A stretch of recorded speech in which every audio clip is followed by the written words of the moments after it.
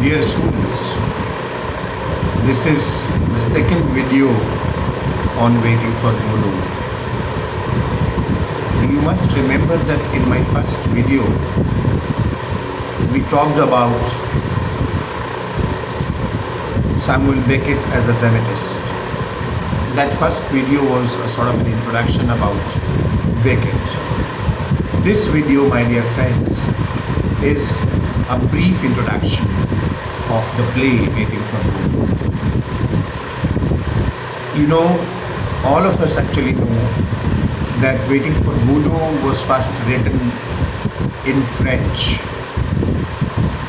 It was also first published in French, and it was also first staged and produced for a French theatre, for a Paris theatre. We also know that the play was later on translated into English by Samuel Beckett himself. We also know that this play is a product of the aftermath of World War II. So it's a typical post-World War II scenario that has been tried to linked with this play. But as we know, that Beckett is so expressive, Beckett is so universal, and Beckett is so enigmatic that you cannot associate any location, you cannot associate any time period with his plays, right? So, my dear friends, it is said that Waiting for Godot was written during a period between 1945 to 1950. We know that it was first published in French in 1952, and it was produced for a Paris theatre, for a French theatre in 1953. And we also know, you must have read this, that after its production for the Paris theatre, it was an instant success, and it was a very huge success. It is said that almost 400 consecutive shows were organized of Waiting for Godot. In the year 1954, its English translation was first published in America. And in the year 1955, its first international premiere in English was done for a London theatre on 3rd August 1955, to be precise. You know, my dear friend, the rest is history, because the play becomes an icon itself. Although I told you in my previous video that Beckett was an iconoclast, but in fact this play created an icon for itself, and an icon for Beckett also. It was translated into almost all, or it is translated into almost all major languages of the world, and it is this play perhaps that won for Beckett the Nobel Prize in the 1970s. So, my dear friends, Waiting for Godot is actually a new kind of drama, and that's why it has no predecessor. When you look into the history of drama, and when you go beyond Waiting for Godot, you will find no example of a play like this. It has no traditional division of scenes, you know, and even we are told, if I'm not wrong, that the French version even did not have that division into acts also. It was for the sake of convincing his British audience that Beckett divided the play into two acts, Act 1 and Act 2, and it is for convincing his British, or rather English audience, that he termed his play as a tragic comedy. It has no traditional division into scenes. It consists of only two acts. I mean, the English version consists of only two acts, and it has no story, so to say, and with very few characters, you can say. You know that the play does not have any hero. There is no protagonist kind of thing. There is no central character kind of thing. There is no hero. He presents two pair of male characters of equal length.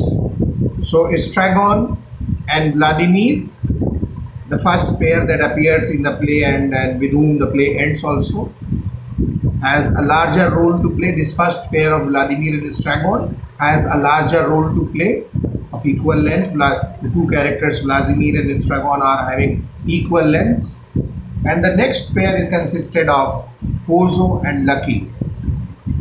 So comparatively, in comparison to Vladimir and Estragon, these two characters have a lesser length, but when we talk about these two, I mean Lucky and Pozo, they have an equal length once again.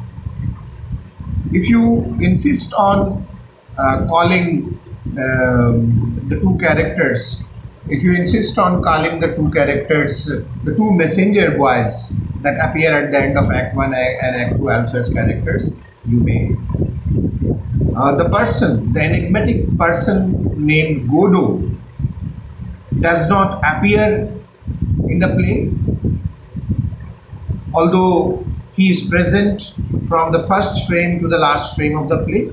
He is present from the first page to the last page of play, and the play has been titled after him, but he, that is the enigmatic Godot, never appears in the whole play. The scene remains unchanged throughout the play. A very minimalist approach has been used with regard to theater, with regard to the setting of a stage, with regard to props, with regard to stage decorations, etc., etc. So a very minimalist approach has been taken up, or rather in the whole play basically a very minimalist approach has been taken up. And if there is any scene change in Act 1 and Act 2, it is only because there was a barren tree, there was a leafless tree in Act 1, and only a few leaves are added to that tree in Act 2. So that is the only change, right? Most of the dialogues in the play are in one sentences, or even sometimes in one words, right? Of course, there are a few exceptions. For example, the speech of Lucky, which runs quite long, right? So the atmosphere of the play is very what do you can say, a very terse, but it's neither tragic, it's not comic also. You can say that it is a very enigmatic kind of, it's a very puzzling kind of an atmosphere that has been created in the play. The situation of the two tramps, Estragon and Vladimir, is funny, correct, but yet we as reader, we as audience, do not laugh at them because of the human element that is involved in it, right? You know, in my first video, I talked about that the plays of Beckett make you weep and make you laugh at the same time. You laugh at the very tragic scenes of a Beckett play, and you weep at the very comic scenes of a Beckett play. So that kind of a situation has been created here also in this play. Then we as audience, or we as reader, do not know anything about Godot. As I said earlier, that he remains a puzzle, he remains an enigma. We are just told that these two tramps are waiting for Godot, and this is what we are told at the beginning, throughout the play, and even at the end of the play also, that when the play ends, we are told that they will come once again tomorrow, and they will also wait for Godot the next day. So Lucky and Pozo appear both very revolting. They appear very fascinating. Okay. If you look at the characters of Lucky and Pozo, You will find them very interesting also. They are very puzzling also. They are very fascinating also, and they are very revolting also. And that very famous speech of Lucky, which has been referred by critics and scholars time and again, so that very speech of Lucky is very ludicrous as well as very disturbing. So the ways by which Estragon and Vladimir pass their time seems very funny at first, but we also feel that all of us at some point or the other pass our time, pass our life in such kind of situations when we are waiting for one thing or the other. So Vladimir and Estragon pretend, they show that they treat each other with civility, and in this way they actually ridicule the mannerisms and they actually ridicule the moods of the so-called civilized society. Dear friends, there is also a great deal of mystery associated with the character of Godot. This is what I'm trying to tell you time and again. We want to know who he is, why he is being waited by the two tramps, and what he will do when he comes. What will happen if he does not come? So these kind of puzzling things, these kind of enigmatic things are there, which are very disturbing for us. When you look at the two characters of Lucky and Pozo, their relationship as well as their persona creates a lot of curiosity. So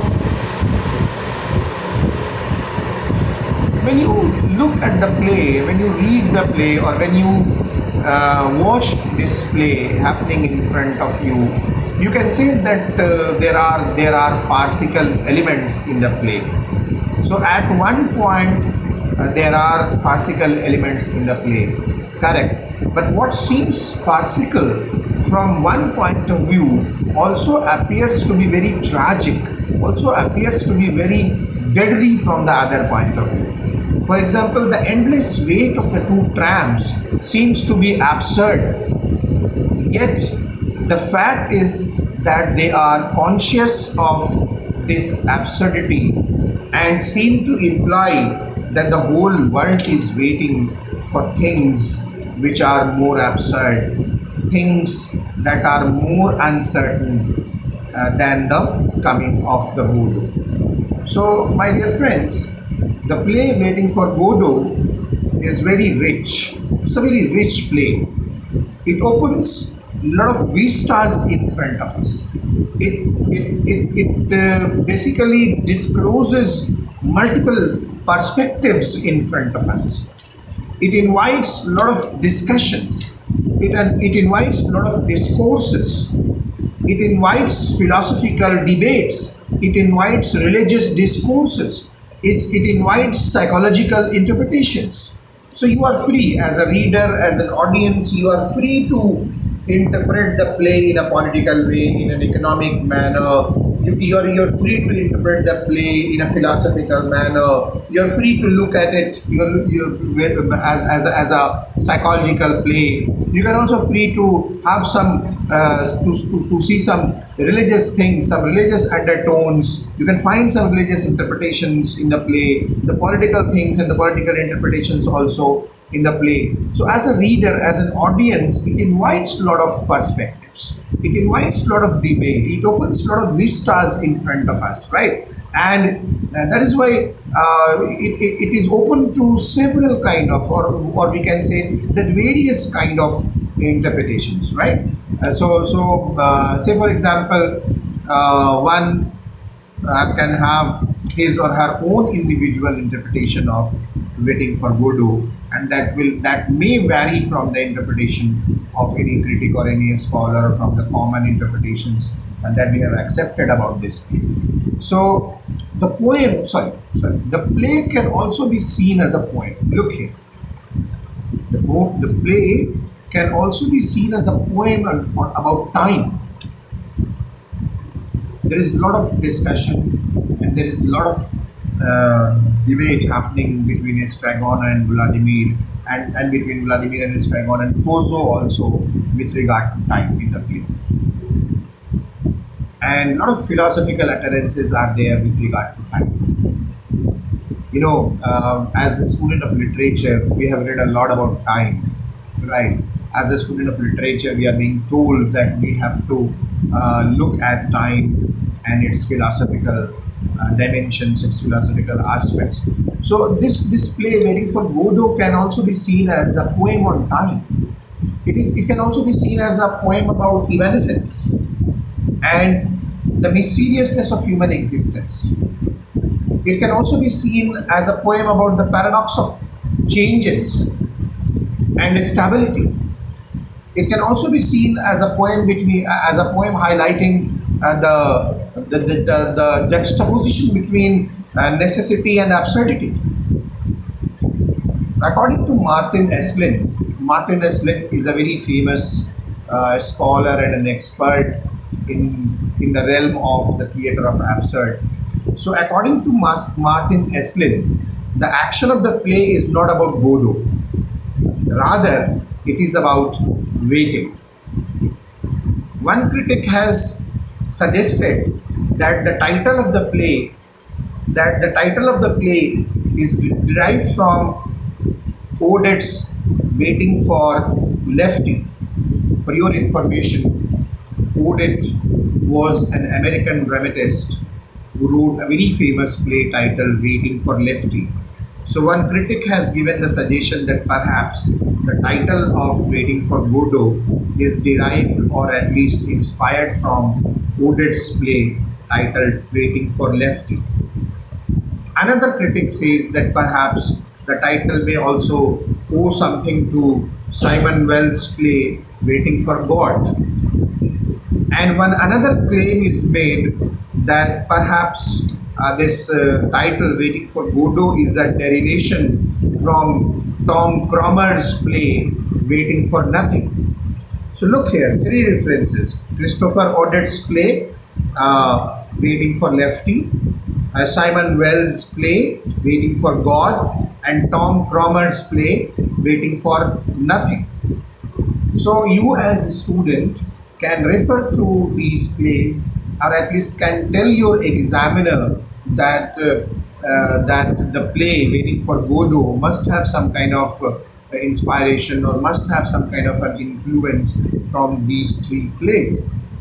So critics have given various interpretations to the play. So critics have given various interpretations also to what the two tramps, Vladimir and Estragon, and even Kozo and Lucky and Godot stands for. So the characters stands for what? So several critics have given you several ideas. Similarly, various themes have also been attached and associated with the play. For example, themes like waiting, themes like ignorance, importance, boredom. There are several themes that I have mentioned in my first lecture with reference to the concerns and thematic issues of Samuel Beckett, and we'll be doing a separate lecture on the themes of Waiting for Godot. So a lot of themes have been associated with the play. Waiting for Godot is, my dear friends, a difficult play also, and it cannot be interpreted so easily. Its meaning cannot be explained so easily. So Beckett once asked by some journalist or some interviewer, Beckett was asked what he meant by his play. And you know what was his answer? I quote the answer here. He said, Beckett replied that if I could tell you in a sentence, I wouldn't have written the play. Look here. Somebody asked, what the play is about, what he meant by this play. And the simple answer of Samuel Beckett was that if I could tell you in a sentence, I wouldn't have written the play. When somebody asked Beckett about Godot, Somebody asked the question that what Godot represents. Beckett Beckett's simplest answer was once again, if I knew, I would have said so in the play itself. If I knew, if I was able to decipher what what Godot stands for, I, Samuel Beckett, must have told so in the play itself. So, dear friends, waiting for Godot is mankind's wait for the Messiah. Waiting for Godot is our wait for something very special in our life, something very meaningful in our life. It may be our wait for something substantial in our life, and it may also be a wait for our death. But my dear friends, any attempt, as I said earlier, that a Beckett play and waiting for Godot as a Beckett play is difficult to interpret. So it's difficult to give anyone a specific interpretation or anyone a specific meaning to this play. So friends, any attempt on interpreting the play in any manner, for example, if you try to interpret the play in an allegorical manner, if you try to interpret the play in a symbolic manner, so that will be a futile effort, because that will be basically damaging the versatility of the play, because this play cannot be seen in the light of an allegory only. This play cannot be seen as a symbolic play only. This play, as I said earlier, can be seen as a political play, as a comment on the economic situation. This play can be seen as a social play. This play can be seen as a philosophical play, and it can also be interpreted as a psychological play. So any attempt to look at a play in an allegorical manner, or any attempt to look at the play only in a symbolic manner, is basically playing with the versatility of the play, damaging the versatility of the play, right? So that's why the fact of the matter is, my dear friends, that waiting for Godot actually avoids any kind of definition. Waiting for Godot actually avoids a very specific and very precise and a very particular kind of interpretation. So as a reader, as an audience, we are free to respond to it in our own way. So individually, we can have our own interpretations. So the reader is free, and he, the reader, or she, the reader, must not be arbitrarily inhabited by the dramatist or by the critic. So things are left free, and we as reader, we as audience are free to respond to this play in whatever manner.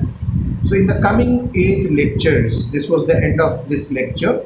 In the coming 8 videos, I'll be talking about my angle of looking at waiting for Godot. You may summarily reject my idea of looking at waiting for Godot, but at least listen to those videos, and you may try to have your own interpretation. You may try to have your own meaning of this video. Thank you very much for today.